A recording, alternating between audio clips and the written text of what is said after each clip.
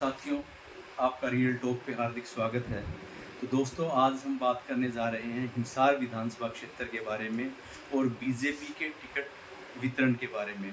साथियों, हिसार से बीजेपी ने अपना कैंडिडेट डिक्लेयर किया डॉक्टर कमल गुप्ता जी को, और वहीं से श्रीमती सावित्री जिंदल जी भी अपना इंटरेस्ट शो कर चुकी थी कि वो इलेक्शन लड़ना चाहती हैं।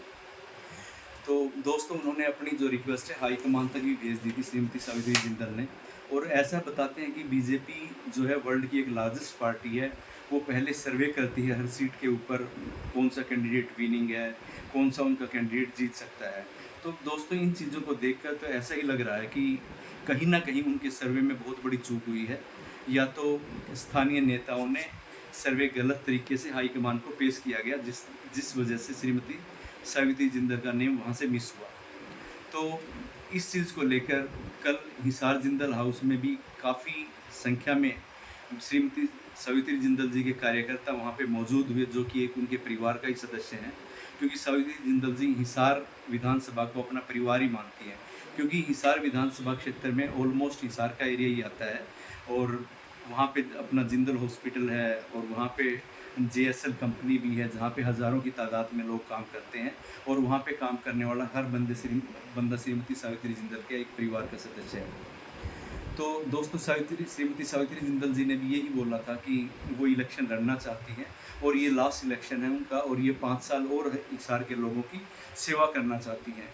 क्योंकि बाबूजी भी हमेशा, श्री OP जिंदल जी भी हिसार के लोगों के लिए हमेशा अग्रणी रहते थे, और उनकी हेल्प करने के लिए हमेशा तत्पर रहते थे। तो अब दोस्तों, सभी उनके कार्यकर्ताओं का एक ही बात बोलना था कि माताजी आप इलेक्शन लड़िए, हिसार की जनता आपके साथ है। क्योंकि हज़ारों की तादाद में कार्यकर्ता उनका जो कि एक परिवार का हिस्सा है, यदि ये बोलें कि आप इलेक्शन लड़ो, तो उनके लिए, श्रीमती सावित्री जिंदल के लिए भी ये बात मना कर पाना बड़ा टफ है कि वो इलेक्शन ना लड़ें। तो यहाँ पे यदि देखा जाए तो दोस्तों, बीजेपी के लिए ये सीट देखा जाए तो सबसे बड़े खतरे की घंटी है। क्योंकि बीजेपी की कैंडिडेट, खुद एक कैंडिडेट के तौर पे श्रीमती सावित्री जिंदल जी वहाँ थी। हर कोई बंदा वहाँ का ये बोलने के लिए तैयार है, यदि कोई विनिंग कैंडिडेट वहाँ से हो सकता था तो वो श्रीमती सावित्री जिंदल जी ही हो सकती थी। और यदि मैं और ज़्यादा बात करूँ श्रीमती सावित्री जिंदल जी के बारे में, वो एक बहुत ही सरल और साधारण लेडी हैं। वर्ल्ड की रिचेस्ट लेडी जो में उनका नेम है। इतनी मतलब इस लेवल पे होते हुए भी, इतना बड़ा उनका कद होते हुए भी, यदि कोई भी बंदा उनसे मिलता है तो उसको ये आभास ही नहीं होता कि वो एक वर्ल्ड की रिचेस्ट लेडी से बात कर रहा है। और जहाँ तक बात है दोस्तों, हिसार के लोगों की मदद में वो हमेशा तत्पर रहती हैं। यदि मैं जिंदल हॉस्पिटल की बात करूँ तो वहाँ पे हज़ारों लोग, महीने में हज़ारों लोग, और हर रोज़ यानी कि 50 से 100 लोग ऐसे होते हैं जो उनसे आर्थिक मदद पाते हैं।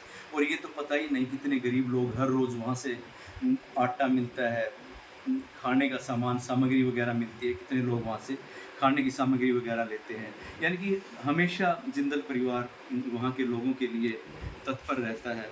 तो अब देखने वाली बात ये है कि दोस्तों, किस तरह से बीजेपी इस चीज़ को हैंडल कर पाएगी। क्योंकि बीजेपी के पास दो ही चीज़ें हैं, या तो हिसार विधानसभा की सीट को बदला जाए, और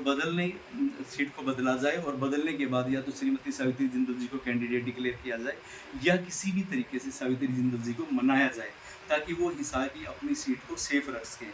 नहीं तो श्रीमती सावित्री जिंदल जी यदि इंडिपेंडेंट भी इलेक्शन वहाँ से लड़ती हैं, क्योंकि उनका दोस्तों आपको पता है नियर अबाउट 25 से 30,000 के आसपास तो उनके एक परिवार का ही वोट है, जो कि वहाँ पे लोग काम करते हैं, और इतने हज़ारों लोग वहाँ पे काम करते हैं, तो वो उनके परिवार के ही लोग हैं, जो कि 25 से 30 हज़ार वोट बैंक तो उनका स्टार्टिंग पॉइंट से शुरू होता है। तो इसलिए उनको दरकिनार करना बीजेपी के लिए बहुत नुकसानदायक साबित हो सकता है। दोस्तों, मैं सिर्फ और सिर्फ यही बात करना चाहूँगा आप लोगों से। आपका क्या बोलना है इसके ऊपर, प्लीज़ आप अपने भी कमेंट दें। धन्यवाद साथियों।